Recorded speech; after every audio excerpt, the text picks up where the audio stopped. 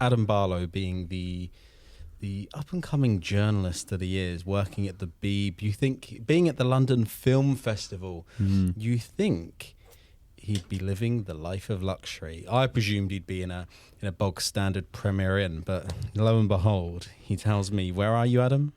I'm in a travel lodge. Yes, come on, my man. Tell us about the luxury that is currently in your travel lodge. Well, I mean, you sort of hear the word travel lodge and you think, man of the people, you know.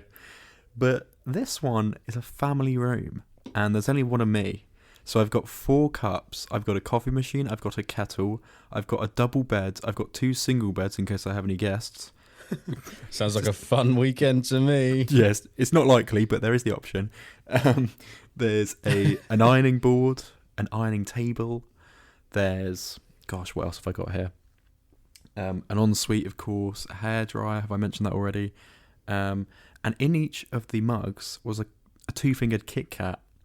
Now I've had 2 of said Kit Kats already, but it does make me laugh that the cleaners know that there's only one person there's only one person that slept in a bed here. But where have all the Kit Kats gone?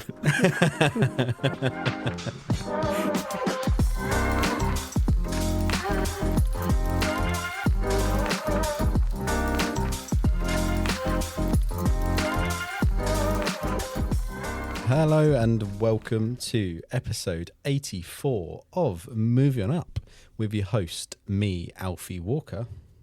And me, Adam Barlow. Here we are, rock and rolling.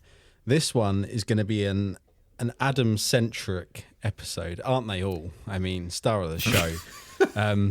Adam is... We can't put that out. No, come on. This is a two-hander all the time. I'm sorry. Come on, get your mind out the gutter. Adam Barlow has basically reserved himself for a whole week for the London Film Festival. And so he's there. He's there, rock and rolling. Day 1 is done, am I right? Yes. Yeah, so my first day was day 2, technically. But I was busy at Pulp Kitchen 200, an event that James Briefel, sorry, gosh, my voice really packed in there, didn't it? You can tell we've not done this for a week and a half. James Briefel and George Pundek celebrating, their 200th episode, basically the podcast that inspired us to do what we do here, and apparently do a film podcast that comes out somewhat weekly. So huge inspirations and lovely guys, and they did a really nice show, mate. I'm gutted you couldn't make it, but I bought a green jumper that says PK200 on it, which is nice. And it was just a really pleasant atmosphere. I got to meet some of the folks from the Discord that are Patreon members as well, which was really pleasant. Not something I'd normally do, but they were all lovely, really witty, very funny, and that was a total joy as well. So it was, a really nice evening. So did they do a live episode? Was that what it was? Sorry. Yes, sorry, that is right, yeah. So they did games at the end as well. The kind of focus of the episode was the top films of the 2020s. So they did polls on their stories, and then they also did hot takes. That was the other thing. When you went in, you were given a sheet of paper, and I really couldn't think, like, what's my hot take? What's my hot take that they haven't already heard? And I landed on it. I was like, I know. Joker Folie à Dieu is an excellent sequel. Didn't get read out, but if it had, there would have been uproar. Yeah, for sure. Funny. You've got quite a few film hot takes, to be honest, but that's one of those ones where on the spot you go, oh my God, I can't think of anything. But no, excellent digging into that there, because that's a good throwback. What's your hot take? Don't put me on the spot, Adam. I'll let you know by the end of the episode. I'll have a think. Okay. We'll let back to it. Anyway, on this week's episode, like I said, Adam Barlow is talking about what he's seen recently. I think the main thing he's going to be reviewing here is Adam has seen Wake Up Dead Man, a Knives Out mystery. 2 months early? Yeah, it's ridiculous. Insane. I imagine he's absolutely pumping to talk about it. I can imagine I would be. Seems like an excellent film. Seems like it's back on track with the first one, which I'm a big fan of. So Adam's going to be talking about that. You're also going to be talking about the Smashing Machine? Yes, Smashing Machines Live Longer with Calgon. This is the film with Dwayne Johnson. Excellent one. That came out of nowhere. Write that down. He's had that in the back of his head for days. Locked up like a shotgun, ready to go. I've got another one, Alf. I've got another one. Does it matter what the Rock is cooking? Kind of. What was The Rock cooking in this film, Adam Barlow? The Rock was cooking. He's cooking to a decent degree. We'll get into it. It's an MMA film, I think. MMA, is that the Mixed Martial Arts? There we go. Yeah, that's what it stands for. There we go. It's an interesting film, and some people say, is it going to get him an Oscar nod? Who knows? Is he going to get a nom? It remains to be seen, but we'll get into it in due course.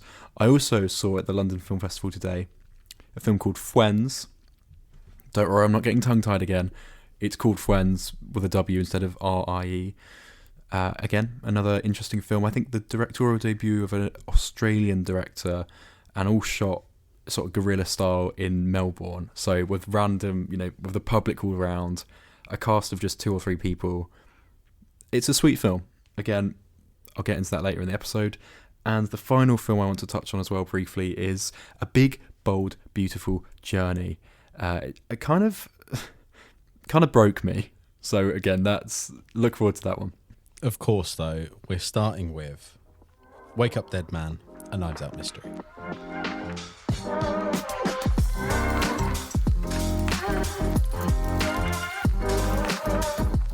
I think it's safe to say we are both huge fans of this franchise, if you can call it that. 2 films we both love. Everyone loves them. These are films that, like, Christmas Day I showed my dad, and my dad was like, these are great. And I don't think they're even really his kind of films. Yeah, they are spot on. We've been waiting for this for ages. Adam Barlow got to see it months in advance. Please take it away, Adam. Is this film as good as I think it's going to be? I don't want to overhype it, but it's hard not to gush about this film, Alf. It is an absolute delight. You and I were both very fond of Josh O'Connor in things like Challengers. I've heard he's also excellent in The Crown. We're going to see him next Sunday in person, which is mental, at the History of Sound. No, the Ministry of Sound, is it? Something like that. Or History of Sound, that's it. Yeah, I cannot wait, because he, in this film, is just brimming with charisma, with such a heartfelt core that I think has certainly been present in the previous 2 Knives Out films. But this film made me well up in a way that I don't remember having in Knives Out 1 or 2. I think Glass Onion, on reflection, isn't quite as strong, but still very funny. Like, I need to rewatch that. I saw it twice at the time, but I haven't seen it a good couple of years now.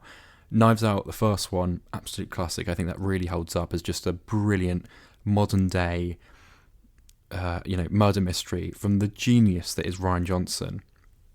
I will get into Wake Up Dead Man in just a moment. I firstly just want to say that I got really lucky in a standby queue today at the BFI office, where they were giving out tickets that hadn't quite sold, or tickets that had been returned, for a talk with Rian Johnson about the Knives Out films. So it was hosted by Ali Plum, friend of the show.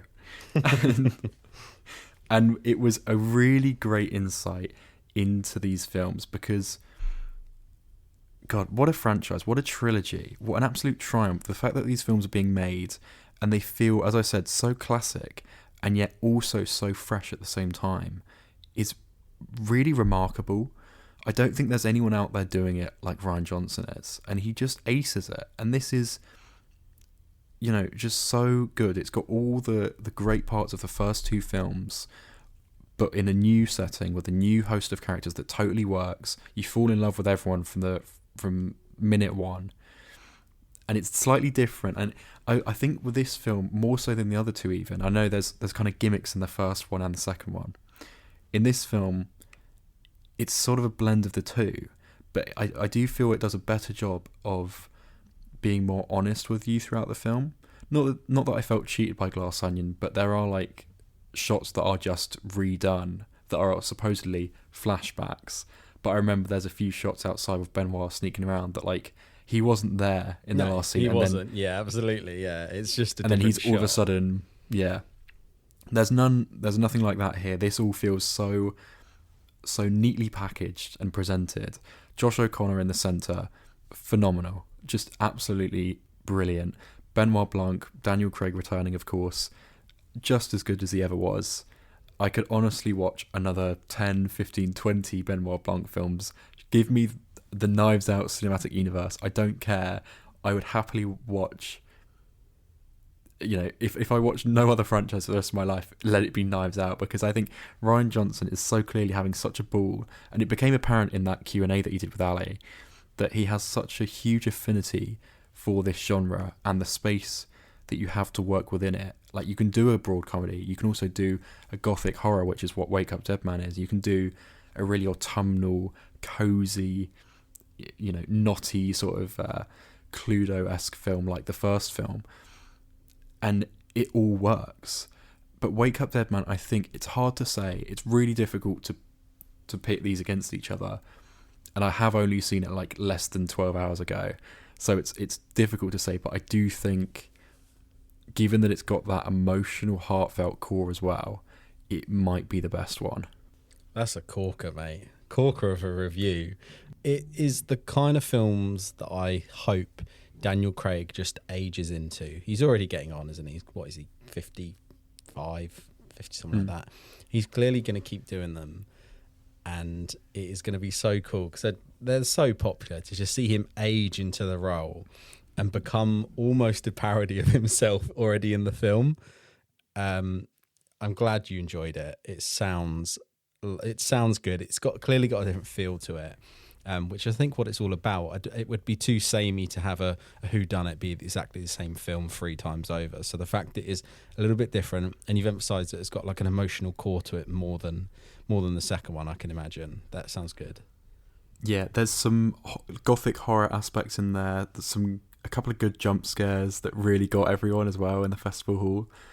It really goes for it. There's a few scenes where it properly gets quite stylistic, but I was sat there just grinning from ear to ear from minute 1 right to the end of the credits, because the cast, I mean, I've only really mentioned Daniel Craig and Josh O'Connor, but you've got Kaylee Spaney, you've got Andrew Scott, like, always incredible. He's only really in it for about 10-15 minutes, but he's brilliant.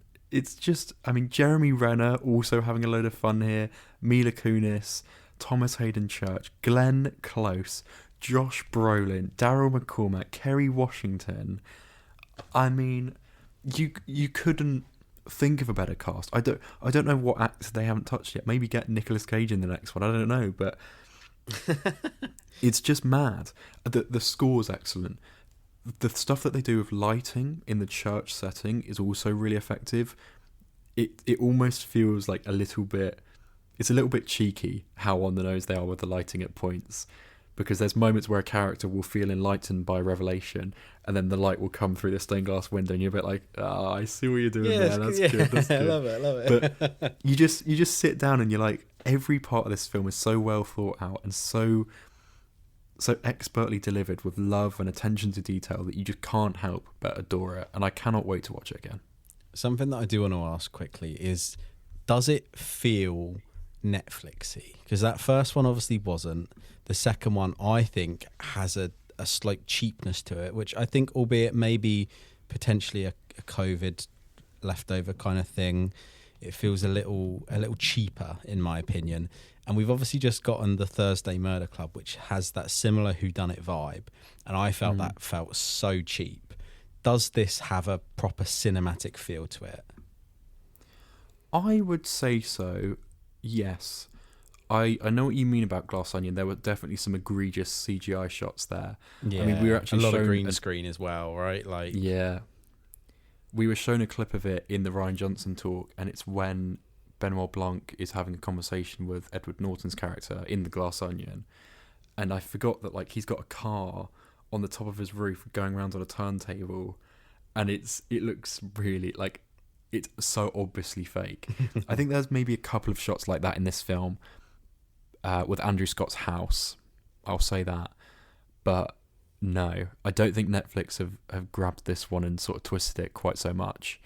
In fact, I won't spoil it, but there's actually a moment where they reference Netflix, the company, and it gets such a big laugh. It's really funny.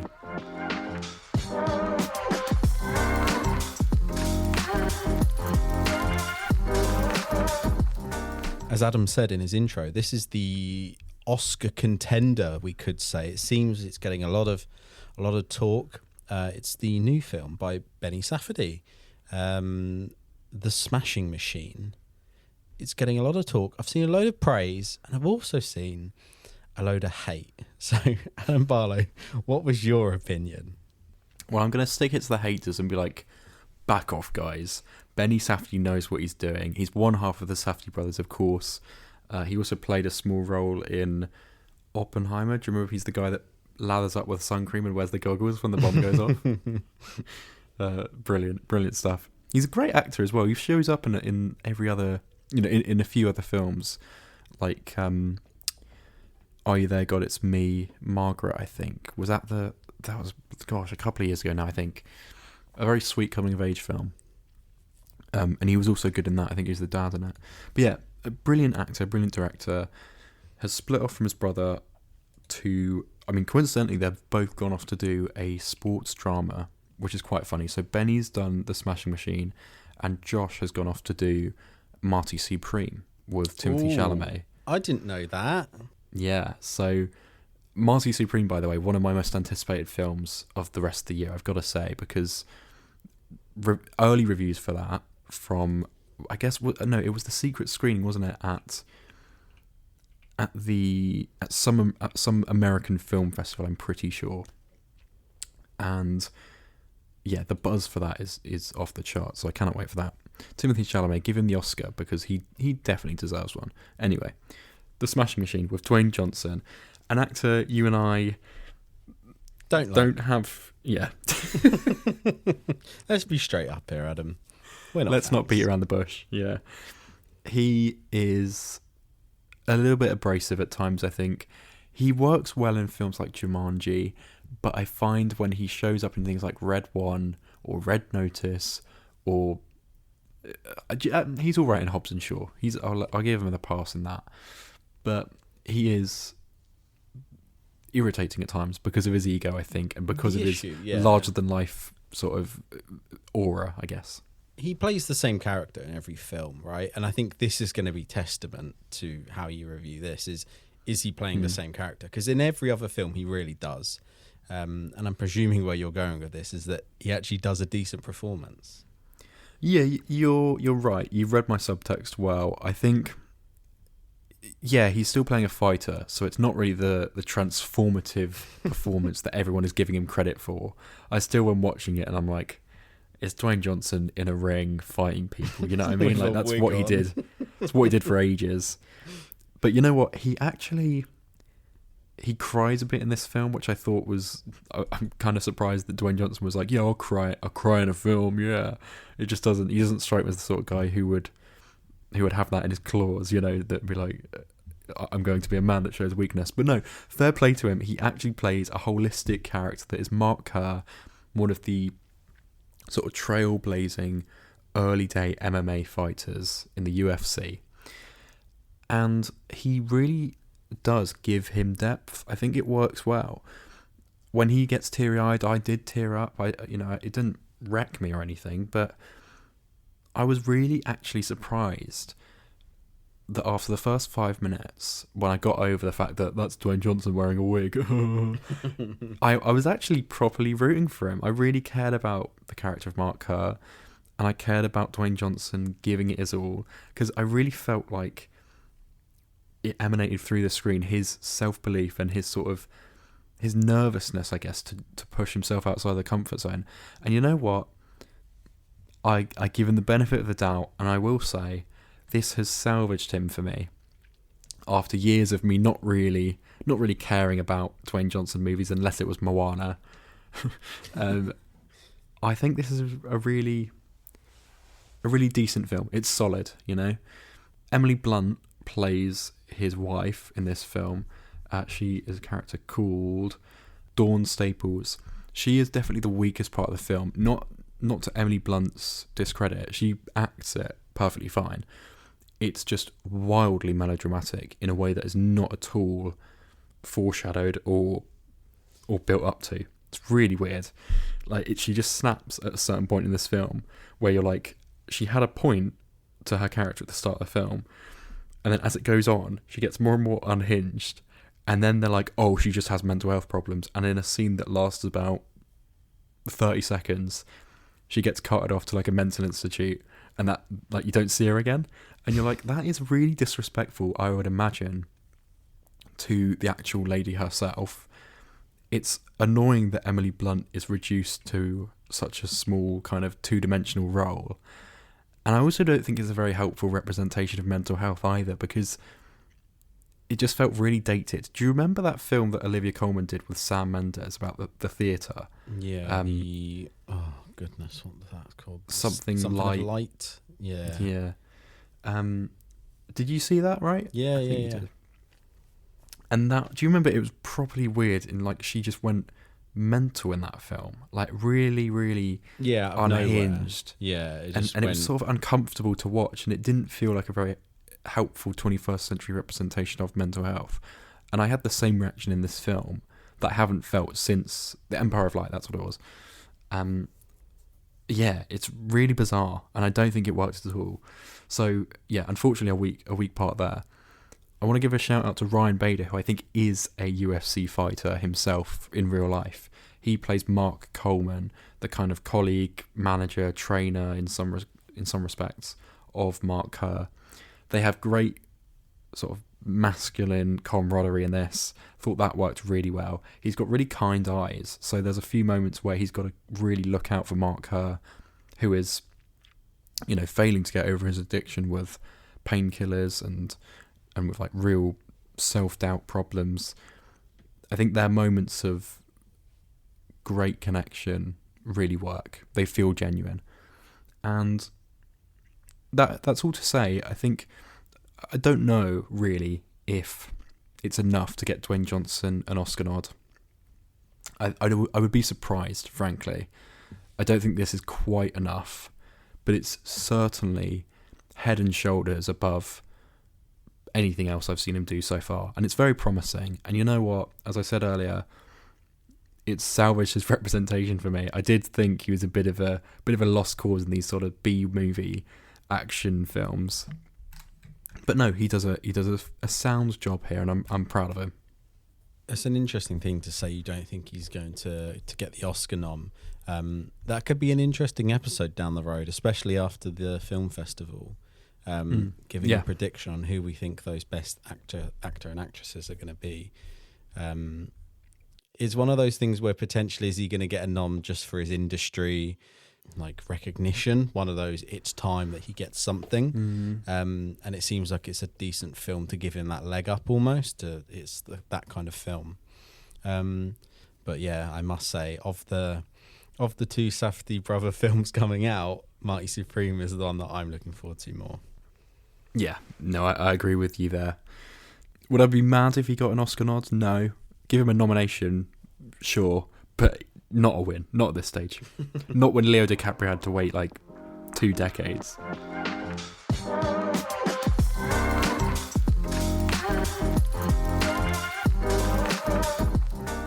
We've been cruising pretty high for the first 2 reviews in this episode. Adam's been drooling at the mouth over Knives Out, and then also pretty positive on The Rock's performance. Now we're going to take it down a notch and talk about this shit film. Yep. What was it? 1.5 stars you gave it, Adam? I gave it 2. But rough. Let's talk about A Big Bold Beautiful Journey. Yeah, I mean, this is a weird one because when the trailer dropped back in June, I want to say, Josh Brooker, friend of the show, sent it to me, and we both gushed about it. We were like, this looks really adorable. It looks like it's going to be an absolute tearjerker. I can't wait for it. You've got Colin Farrell, who I saw today briefly, and Margot Robbie, fresh off the back of Barbie, of course, in a rom-com that's got this sort of high concept fantasy setup where they pick up a rental car, and their sat-navs start talking to them like Hal from 2001: A Space Odyssey. And it's this smart AI that's like, right, do you want to go on a big, bold, beautiful journey? And Colin Farrell's like, oh yeah, okay, yeah, I'll go for a big, bold, beautiful journey. Sorry, that's Andrew Scott, not, you know what I mean. How does Colin Farrell's more Irish, I guess. He's more like this. Yeah. He talks a bit like this. Yeah, absolutely. What if I hurt you? What if I hurt you on the big, bold, beautiful journey? Isn't it funny how the most beautiful places make you feel the most alone? It's hard. There we go. I'm hamming up a bit, but I'm Colin Farrell, and look at me. I'm kissing Margot Robbie in this film, A Big, Bold, Beautiful Journey. A Big, Bold, Beautiful Journey. That's why he took the role, not because of the script writing capability, but because he got to get off with Margot Robbie. And of course, that's why Margot Robbie took the role, to get off with Colin Farrell. Yeah, absolutely. And I can't blame them. They both look brilliant. Well, actually, no. I've just seen the photo here of Margot Robbie with that hat and the like red cardigan on. I've never seen anyone look more like a Taylor Swift tribute act in a film than this. Do you know what I mean? Like, yeah, that's straight off that album, isn't it? Is it Red? Is that what the album was called? Yeah. Singing about Jake Gyllenhaal's scarf or whatever, God knows. God, you know this film must be shit when you're struggling to even say anything about it. Yeah, I mean, this film, so yeah, the cars take them to these floating doors, a bit like Monsters, Inc., where they step through and it transports them back to a memory of their childhood trauma at school when Colin Farrell's character asks out his crush, but she doesn't like him. Oh, no. Oh. And then when Margot... well, admittedly, this is sad, but when Margot Robbie's character goes back to see her mum, who's dying of cancer, I think... Oh, I mean, that is actually sad, but you see my point. Like, it's just walking from one sad scene to the next. Yeah. Yeah, it is like a red velvet cake that is sickly sweet, and you're trying to eat through it, but all the while you've got... but you're drowning in the frosting. They're like, yeah. Oh, will they? Oh, will they? Won't they? Will they? Won't they? Oh, are they gonna kiss? They're gonna kiss. Oh, I don't care, man. Like, none of this is real. I don't know. I don't even know how long this film is, because I think it's like an hour and 45. But Google says it's 2 hours 20 minutes, but it felt like 3. I don't know what to tell you, mate. It really fucking drags. 2 hours and 20 is insane, if that's true. That can't be right. It felt like it, but I don't think that's right. It's just so amateur. It's really wanky. I don't like using that word, but it is. It's total wank, man. It's so condescending. Every line of dialogue is just, oh, well, what do you think about marriage? I never thought I'd get married. And then Margot Robbie's like, but you can marry me. Let's just run off together. And it's just, no one talks like that. There's a moment about 5 minutes after meeting each other where Margot Robbie's just like, marry me, let's just do it. Let's just marry each other. I'm like, what? You'd get a restraining order if someone did that to you. Like, with like, there's no hint of humour when she says it either. It's just literally like, marry me, Colin Farrell. And Colin Farrell's like, I don't know you. I've only just met you. I don't know who you are. And you're like, yeah, Colin Farrell, you're right. And you've got Phoebe Waller-Bridge in here as well, and a really esteemed actor. What's the guy's name? Kevin Kline. Like, he's an incredible actor. I know my dad's... We were watching Graham Norton not long ago, and he was on it as a guest, and my dad was like, this man is a real actor, Adam. I know you like your actors now, but Kevin Kline, he's an actor. I was like, okay. You've also got Billy Magnussen in there, who is an actor I enjoy when he shows up. You know, he's fine here, just in one scene randomly. Did I mention Phoebe Waller-Bridge? Yeah, she's doing this over-the-top German accent, but then drops it for one line and does a British voice and then picks up the German accent again, and you're like, what? It sort of breaks the fourth wall every now and then, but not enough to make it feel deliberate, which is so a real common bizarre. theme with her roles, isn't it? Yeah. Yeah, you're right. God, I don't know if I have anything else to say about it. I just think it looks cheap. It looks it sounds bad as well. There's a few moments where the whole facade of the film drops away of the doors, and it's revealed that it's just Margot Robbie and Colin Farrell standing in a black room at like a drama studio, like at school. And then it's like, you have to go through the door because this is you need to face your past trauma.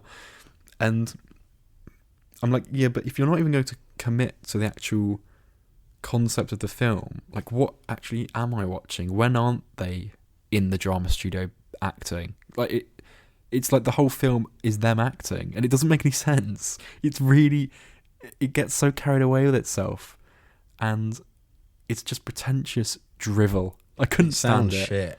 It doesn't sound good. Yeah. Avoid.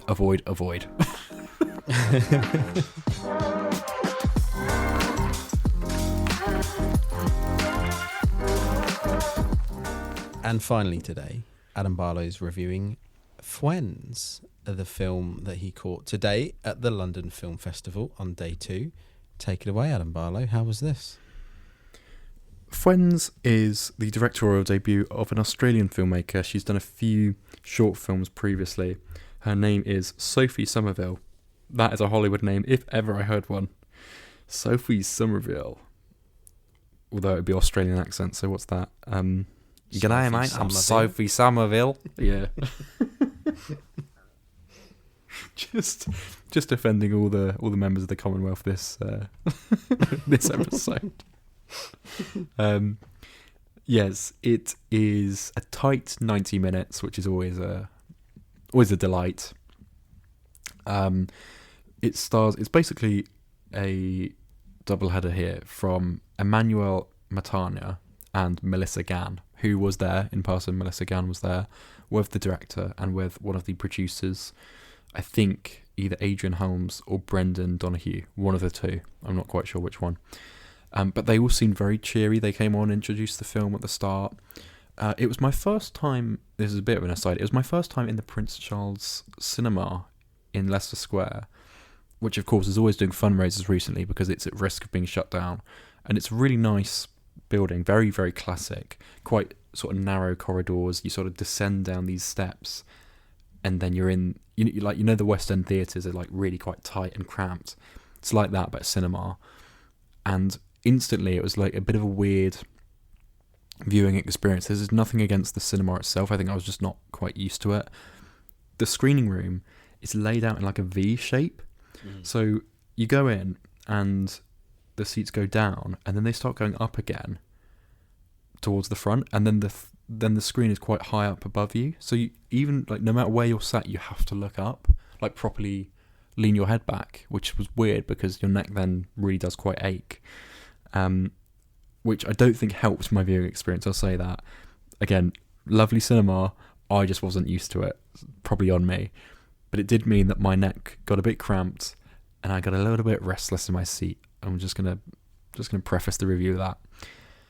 For a 90-minute film, every shot lingers for quite a long time because it is such a low-budget, small movie, right? It feels very sort of, I want to use the word pedestrian, but not in like a harsh way, because it really is, guerrilla filmmaking. They just go out to the city, put mics on two actresses, let them walk through the city and have discussions that feel very authentic. It's sort of two 20-something-year-olds that meet up after a while, and they're both quite broken. One of them's just been sexually harassed at work. The other one is clearly fighting inner demons with depression, and they're both like really kind of stereotypical, if that is such a thing, stereotypical teen or 20-something-year-old girls, very sort of silly and happy to see each other. They're walking around Melbourne talking about life, and every now and then the conversation will slow down or stop and linger on a subject that's actually quite dark. that they should really unpack. But of course, they're just girls, and they're having a silly, goofy time, and they carry on going about their day. And at one point, they argue about politics and about the climate crisis, as all 20-something-year-olds do, I guess. I don't know. As a 20-year-old something myself, I don't think I talk about the climate change crisis that much. Like, it's certainly on my mind, but like, this film is really hung up on the climate crisis. Like, I don't know how old the director is. I presume they've been the age of 22, 23 before, but it's like almost the point where it's a satire, but it's weird because the rest of the film isn't like that. But anyway, I really liked the chemistry that the two lead actresses have. It really felt like they were just mates that had been put in front of a camera, and like it almost didn't feel scripted, because there are moments where they stumble and they stutter, and it felt very naturalistic, which I quite liked. I do think that inherent with the film and with this low budget, I feel bad critiquing it for it, but the fact that it was quite so lingering, a little bit meandering, and very, very slow, very very gradual in its actual sort of build up to these moments. It felt like whenever we did get to a moment where they start talking about something quite heavy and quite deep that did deserve the time, but it just sort of came out of nowhere and almost went from 0 to 100 very quickly a lot of the time. A little bit like Whiplash, I would say. Yeah, I wasn't quite a fan of it, to be totally honest. So I also think it's telling. Again, I really feel bad not enjoying it, because they did a Q&A at the end, and I mean, I had to leave to get back to the hotel to do this podcast, but other people, I'm absolutely sure, aren't doing podcasts, and the room nigh on cleared. Yeah. Oh, that's made my toes curl, mate. Yeah. It was really bad. I felt so bad. I was like, oh no. I didn't realise they were going to do a Q&A afterwards. I knew they'd be there, and they watched the film with us. You know, they were sat a couple of rows behind. But I felt like there were definitely more gags in the film that didn't get laughs. I chuckled at it quite a bit, but they were very like infrequent. It'd be like 10 minutes would go by and a joke would come, and it'd be all right. Then it'd be another 10 minutes until another joke that got me. So they were sort of few and far between. A couple of good scenes in there though, absolutely. There's one with like one of those microphones that you do karaoke with, but you can change the voices on. That's really good. They have quite a silly discussion with that, and then they actually descend into a conversation about science and about the purpose of life, as all 20-something-year-olds do again. And they are having this conversation, but while they have an echo and sound like a robot, which that got me. That's sort of like, it's kind of stupid, but it's charming. Yeah, I do just think it could have done with a bit of texture in there. It all felt very samey. It needed some sharper scenes, some quicker moments, some more, differences in volume or location or something, just to make it feel a bit more alive, because I definitely felt that the energy in the room was like, oh, come on, yeah, let's just get through this now. Okay, yeah, I think I get the idea. And it was pretty much like that through to the end. And I wasn't surprised that when I walked out with like 80% of the audience, that when I was in the foyer bit, I did hear people say, God, that felt long. Yeah, that wasn't for me. Yeah, it's only 90 minutes as well. Yeah. Well, that was the first thing I heard was a couple, probably 5-6 years older than me, and the girl turned to the bloke and said, "Oh, so that was 90 minutes, was it?" And he said, "Yeah, but it felt so much longer, didn't it? It felt like 2.5." I was like, "Oh rough. No, that's rough." It's a shame. I think there's definitely promise here, but I don't think this film is deserving of a 90-minute runtime. I think when I heard, just as I was leaving, the first question was, how was it making your first feature-length film?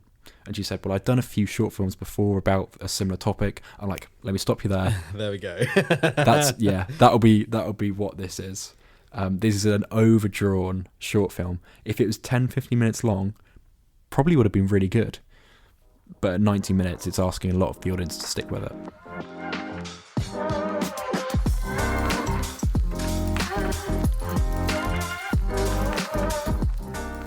so that concludes episode 84. But before we say goodbye, we thought, why not tease ahead at what other films we're going to be covering in the next couple of weeks or so on Moving Up podcast here by doing a little game. We're going to play higher or lower, but with Rotten Tomatoes scores of some of the films we're going to be watching at the London Film Festival. So Alfie, I've picked out 5 films here that I've got tickets to go and see. You've got to tell me simply, let's take a guess at this first one, and then after that, I'll give you the name of the title, and then you've got to say, is it higher or lower than the previous film? Sounds good to me. I'm raring to go. Okay, so let's start off with The History of Sound with Paul Mescal and Josh O'Connor. What do you reckon is the Rotten Tomatoes score for this one? On a side note, I don't think we've said we're seeing this yet, but we're both seeing this, aren't we? And we are so pumped. I cannot wait to see this. This was the film I was like, I want to see this at the film festival. And Adam managed to sneak some tickets in. So I'm so excited.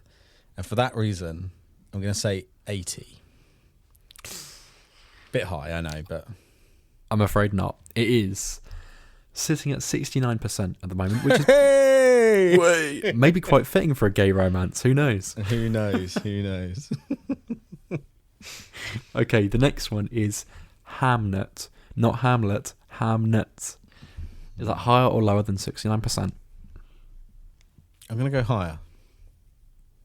Correct. That is sitting at 90% at the moment. Ooh. Oh, sorry, 89% on Rotten Tomatoes, 90% on Metacritic, sorry. Damn.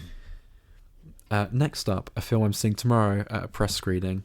I don't know much about it, but it's got Amanda Seyfried in, and it's a musical, a historical drama musical here, apparently. Screenplay by Brady Corbet. Ooh. And then directed by Mona Fastvold, who I think did the screenplay for Brutalist. I think that's the deal. It's sort of the reverse of the Brutalist here, in terms of the creative directors team. Is that higher or lower than 90% or 89%? Sorry, Lower. No, 91%. So close. bit of a trick question there. Next up, again, Josh O'Connor. He's back with The Mastermind, a crime heist drama that looks like a lot of fun. Is this higher or lower than 91%? What's the name of the film? The Mastermind. The Mastermind. Oh, I saw this one. I'm going to say lower than 91. Yep, but not by much. Only 88. God, these films, the reviews on them. Yeah, I mean, it could just be the hype. Let's be fair, but there's lots of stuff. All the more reason to keep listening to Moving Up podcasts, you know. And then finally, we'll end with this, with Adam Sandler and George Clooney, Mr. Suave himself, Jay Kelly. Is that higher or lower than 88%? I'm going to say higher, just for the cage. Oh, no, it is 10% lower at 78%. 78%. Not going to lie, though, they're all sitting pretty high. They are, yeah. If the lowest is 69%, we're in for a good time. We're doing all right, aren't we?